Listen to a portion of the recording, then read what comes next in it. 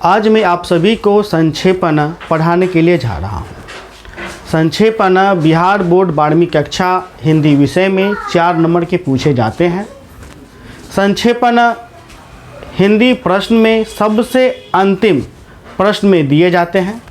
संक्षेपण आपको 2 संक्षेपण दिए जाएंगे, ठीक है, यानी कि 2 गद्यांश दिए जाएंगे। आपको कहा जाएगा अथवा लगा करके जो 2 गद्यांश दिया जाएगा उन दोनों गद्यांशों में से किसी एक गद्यांश को आपको संक्षिप्त करने के लिए कहा जाएगा। अब जो प्रश्न आता है गद्यांश का संक्षेपण हम किस प्रकार करेंगे, संक्षेपण कितना होना चाहिए, ठीक है, संक्षेपण में किन किन नियमों को ध्यान में रखना चाहिए, इन सभी बातों को आज हम क्या करेंगे, आज हम चर्चा करेंगे, आपको अच्छे से समझाएंगे।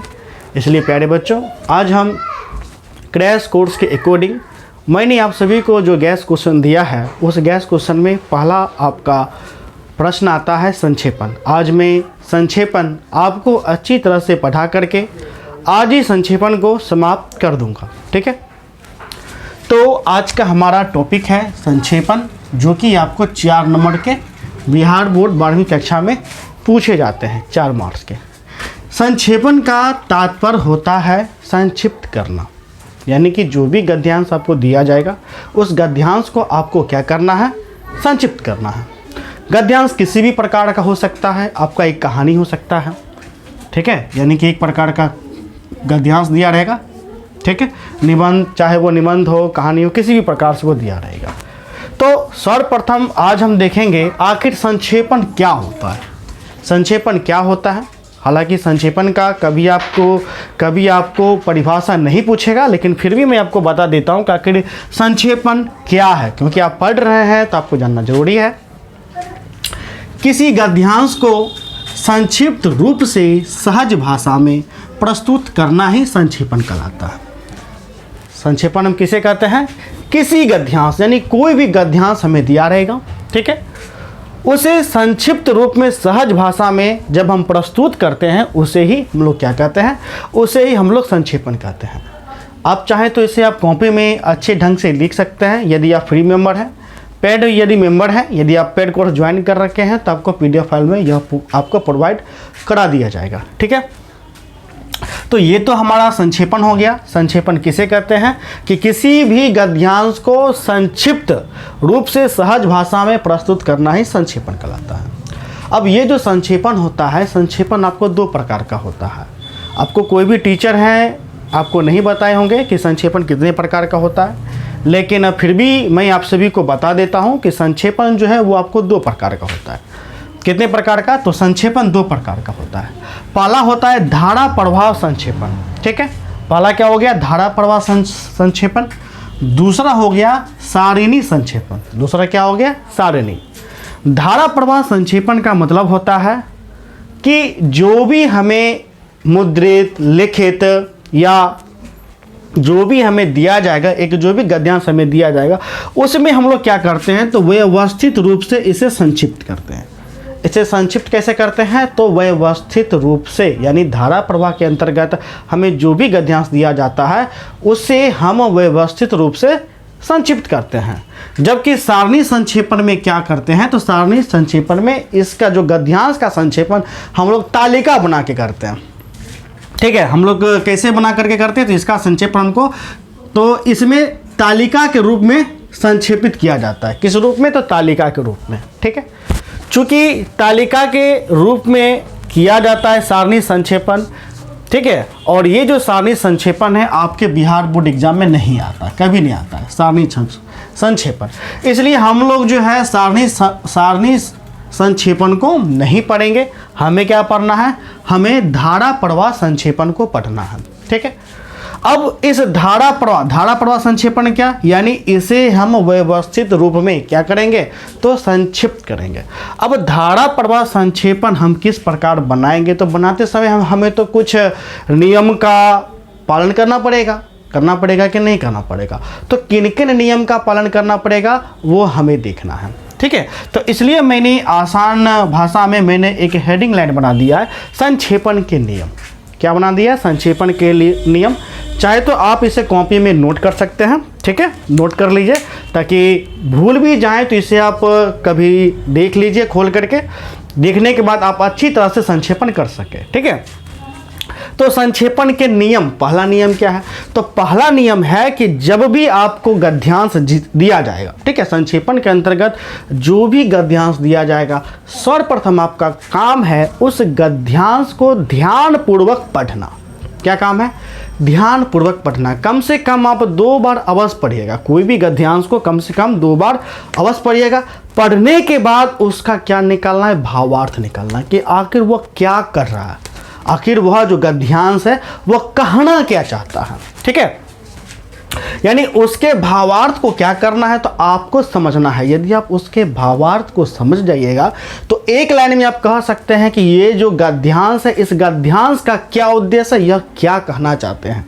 ठीक है, उसके जरिए आप एक शीर्षक भी निकाल सकते हैं, बिल्कुल निकाल सकते हैं। ठीक है, तो पहला नियम कहता है सर्वप्रथम मूल गद्यांश, यानी कि जो गद्यांश आपको दिया गया है, सर्वप्रथम मूल गद्यांश को ध्यानपूर्वक पढ़कर उसका भावार्थ समझना। उसका क्या समझना है? भावार्थ। ठीक है, तो जो भी गद्यांश आपको दिया जाएगा कम से कम 2 बार आप अवश्य रूप से पढ़ेगा, चाहे तो 3 बार भी पढ़ सकते हैं, लेकिन 7-8 बार नहीं पढ़िएगा। ठीक है, तो पहला पॉइंट, जो भी गद्यांश मिले पहला नियम अच्छे से पढ़ लेना है, भावार्थ को समझ जाना है। ठीक है, दूसरा जो बात जो है आपको, मूल गद्यांश की महत्वपूर्ण बातें शब्दों, यानी कि जो भी बात है, जो भी गद्यांश में जो मेन बात कर रहा है, बातें, शब्दों, वाक्यों को क्या करना है तो रेखांकित कर लेना है। क्या कर लेना है? रेखांकन, यानी अंडरलाइन, उसको निकाल लेना है। जो भी गद्यांश में जो भी मुख्य बात है, जो मुख्य बात दिया गया है, मुख्य शब्द दिया गया है, ठीक है, मुख्य वाक्य दिया गया है, तो उनको आप क्या कर लीजिएगा? उनको एकत्रित कर लीजिएगा। एकत्रित करने से क्या होगा कि जब आप गद्यांश को संक्षेप करिएगा तो उस संक्षेपण में उस बातों को आप रखिएगा। ठीक है, मूल बात को रखिएगा अपनी भाषा में। किस भाषा में? अपनी भाषा में, जिससे आपका जो संक्षेपण है वो काफ़ी आपका सरल हो जाएगा। क्या हो जाएगा? सरल हो जाएगा और स्पष्ट हो जाएगा। ठीक है, तो दूसरा ये जो मूल बात है आपको अवश्य रूप से ध्यान में रखना है। तीसरा जो मूल बात है वह तीसरा मूल बात है आवश्यक या प्रमुख विचारों का चयन करने के बाद, यानी कि देखिए इसके अंतर्गत मैंने क्या किया? शब्दों, वाक्यों का चयन किया। ठीक है, तो आवश्यक और प्रमुख विचारों का चयन करने के बाद उन्हें अपनी भाषा में लिखना चाहिए। उन्हें किस भाषा में लिखना चाहिए? तो अपनी भाषा में लिखना है। अब ऐसा नहीं कि जो बुक में दिया गया है आप टोकना पे उतार दिया जाएगा, ऐसा नहीं है। जो भाव है उस भाव को तो रखना है, जो मेन बात है उस मेन बात को रखना है, मेन वाक्य को रखना है, मेन शब्द को रखना है, लेकिन प्रस्तुत अपने भाव में करना है, अपने शब्द में करना है। ठीक है, कोई दिक्कत? ठीक है, नहीं ना? तो संक्षेपण का ये तो नियम हो गया। अब हम जानेंगे संक्षेपण का विशेषता। आखिर संक्षेपण हम कैसे बनाएंगे, आखिर संक्षेपण वो किस लिए जाना जाता है? सबसे प्रश्न क्या है? आखिर संक्षेपण किस लिए जाना जाता है? अर्थात अब हम देखेंगे संक्षेपण का विशेषता। ठीक है, अब ये गद्यांश दिया हुआ है, मान के चलिए ये जो हमारा गद्यांश है, ये गद्यांश जिसका शब्द है 90, जिसका कितना है? 90 शब्द है। ठीक है, अब आपको कहता है कि जो भी गद्यांश है, गद्यांश, ठीक है, जो भी गद्यांश है, संक्षेपण कहता है, संक्षेपण का पहला विशेषता है कि उस गद्यांश का संक्षेपण 1/3 होना चाहिए। कितना? 1/3। यदि इस गद्यांश का शब्द 90 है तो हम लोग इसका 1/3 निकालने के लिए क्या करेंगे? 1/3 निकालने के लिए हम लोग इसको 3 से भागा दे देंगे, आसान शब्दों में। ठीक है, क्या करेंगे? 3 से भागा दे देंगे। अब 3 से भागा देंगे तो कितना? तो 3 तिया मेरा कितना हो गया? 3 तिया 9, यानी कि 30 शब्द मेरा आया। तो यदि 90 शब्द का गद्यांश दिया गया है तो लगभग हमें 30 शब्दों में इसका संक्षेपण करना है। कितने शब्दों में? 30 शब्दों में। इसमें यदि 4-5 शब्द आगे पीछे हो जाता है तो किसी भी प्रकार का कोई दिक्कत आपको नहीं है। 4 शब्द ज़्यादा हो जाए, 4 शब्द कम हो जाए तो इसके लिए कोई बड़ी बात नहीं है। मुख्य रूप से 1/3 होना चाहिए। जैसे कि मान के चलिए कुल गद्यांशों की जो शब्द है वो कितना है, 300 शब्द है। ऐसे हम 3 से भागा करेंगे तो मेरा क्या हो जाएगा, 3 से भागा करेंगे तो 100 मेरा हो जाएगा। 300 भागा 3 तो मेरा कितना हो गया, 100। अर्थात जो आपका संक्षेपण है वो लगभग 100 शब्द में होना चाहिए। ठीक है, 100 पुड़ गया तो अच्छी बात है, 99 भी रहा तो कोई दिक्कत नहीं है, 101 भी रहा तो कोई दिक्कत नहीं है, 102 भी रहा तो कोई दिक्कत नहीं है। ठीक है, तो 3-4 शब्द आगे पीछे भी हो जाए तो किसी भी प्रकार का कोई दिक्कत नहीं है।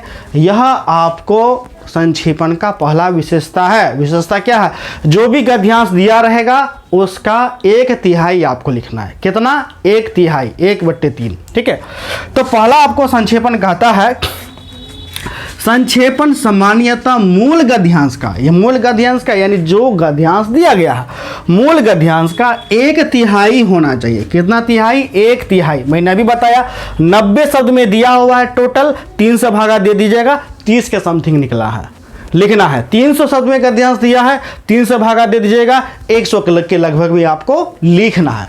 ठीक है, दूसरा जो महत्वपूर्ण पॉइंट है, संक्षेपण में व्याकरण संबंधी, ये संबंधी तो व्याकरण संबंधी गलतियां नहीं होनी चाहिए। ये जो गलतियां हैं व्याकरण संबंधी, ये कदापि नहीं होनी चाहिए। यदि हो जाता है तो आपका जो नंबर है वह नंबर कट जाएगा। ठीक है, तीसरा जो पॉइंट आपको ध्यान में रखना है, संक्षेपण में रस, छंद, अलंकार जो आदि होता है इसका प्रयोग कदापि नहीं करना चाहिए। यानी इसका प्रयोग नहीं करना चाहिए। किसका, ना तो रस का करना है, ना तो छंद का करना है, ना तो अलंकार का करना है। ठीक है, नेक्स्ट पॉइंट है, संक्षेपण में वाक्यों का दोहराव नहीं होना चाहिए। बहुत बच्चे को मैंने देखा संक्षेपण करते समय एक ही वाक्य को वो 2 बार लिख देता है। ठीक है, एक ही वाक्यों को 2 बार लिख देता है, एक ही भाव को 2 बार लिख देता है। तो ऐसा जो दोहराव है, ऐसा दोहराव आप नहीं कीजिएगा। यदि आप दोहराव कीजिएगा यानी एक ही बात को 2 बार लिखिएगा तो आपका नंबर कट जाएगा। ठीक है, नेक्स्ट जो आपको पॉइंट है, संक्षेपण सीधी, सरल, सहज तथा स्पष्ट भाषा में प्रस्तुत होना चाहिए। यानी आप संक्षेपण जो भी प्रस्तुत कीजिएगा वह सीधी होना चाहिए, सरल होना चाहिए, सहज होना चाहिए और स्पष्ट भाषा में होना चाहिए। और सबसे बड़ी बात, जब संक्षेपण कर लीजिएगा, यहाँ तक संक्षेपण जब कर लीजिएगा तो अंतिम में यह अवश्य दीजिएगा, सबसे ऊपर में संक्षेपण के ऊपर में संक्षेपण का सटीक शीर्षक दे।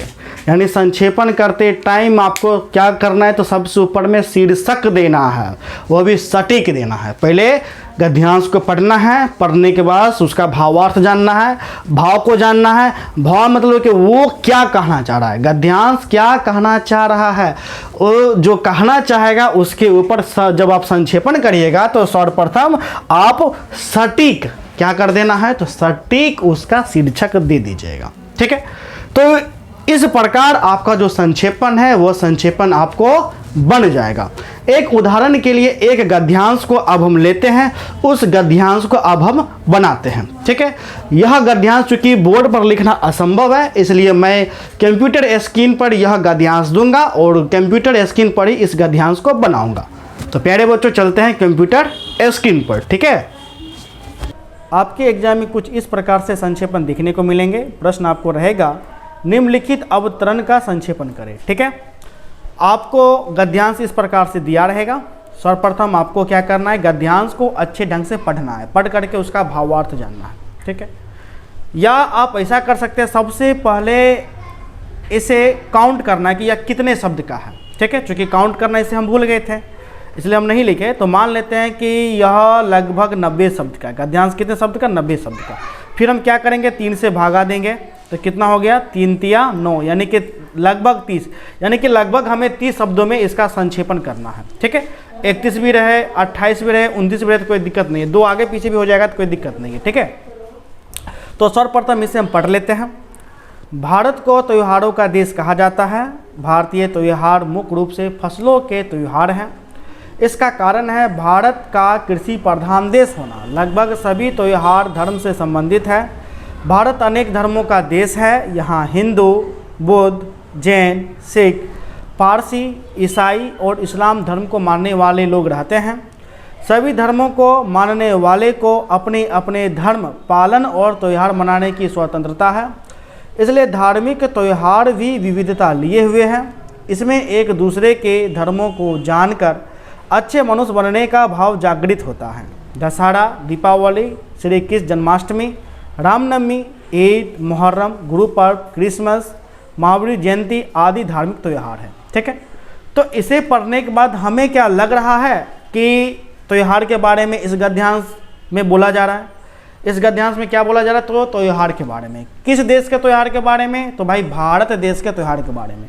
तो हमें क्या करना है? इसे पढ़ने के बाद, भाव समझने के बाद सर्वप्रथम जब हम संक्षेपण करेंगे, हमें शीर्षक खोजना है। तो इसका शीर्षक हमें या सटीक शीर्षक हमको देना। हमको पढ़ने के बाद ऐसा लग रहा है कि त्योहारों के बारे में बोला गया है। ठीक है, तो चूँकि ये जो त्यौहार बताया गया भारत के बारे में, इसलिए मैंने शीर्षक दिया। मैंने शीर्षक क्या दिया? मैंने शीर्षक दिया त्योहारों का देश। कौन? तो भारत। ठीक है, मैंने शीर्षक दिया त्योहारों का देश भारत। तो इसी प्रकार आपको गद्यांश को पढ़ने के बाद एक शीर्षक देना है। शीर्षक देने के बाद इसका संक्षेपण कर देना है, जो कि 1/3 में करना है। 90 शब्द का यदि ये मान के चलते 90 का रहेगा, 300 भागा देकर यानी कि लगभग 30 शब्दों में हमको देना। ऐसा मान के चलते, चूँकि मैंने शब्दों को काउंट करना भूल गया था। ठीक है, तो संक्षेपण देखिए मैंने किस प्रकार से किया। शब्द यही है, बस इसे शब्द मेन शब्द क्या इसी गद्यांश से मैंने लिया है, बस अपने तरीक़ा से इसे मैंने व्याख्या किया। जैसे देखिए, भारत को त्योहारों का देश कहा जाता है। भारत कृषि प्रधान देश है, साथ ही विभिन्न धर्मों समुदायों के लोग यहाँ बसते हैं, अतः यहाँ के धार्मिक त्यौहार विविधता लिए हैं। प्रत्येक धर्म अच्छे मनुष्य बनने का भाव जागृत करते हैं और सभी देशवासी मिलजुल कर सभी त्यौहार मनाते हैं। ठीक है, ये मेरा संक्षेपण हो गया। तो प्यारे बच्चों, इसी प्रकार से आपके एग्जाम में आए तो आपको संक्षेपण करना है। तो आज हम आपको संक्षेपण समाप्त कर रहे हैं। नेक्स्ट क्लास में मैं आपको पत्र लेखन बताऊंगा, फिर उसके बाद निबंध, फिर हम प्रश्न उत्तर प्रारंभ करेंगे। तो प्यारे बच्चों, मिलते हैं नेक्स्ट वीडियो में। तब तक के लिए बाय, धन्यवाद।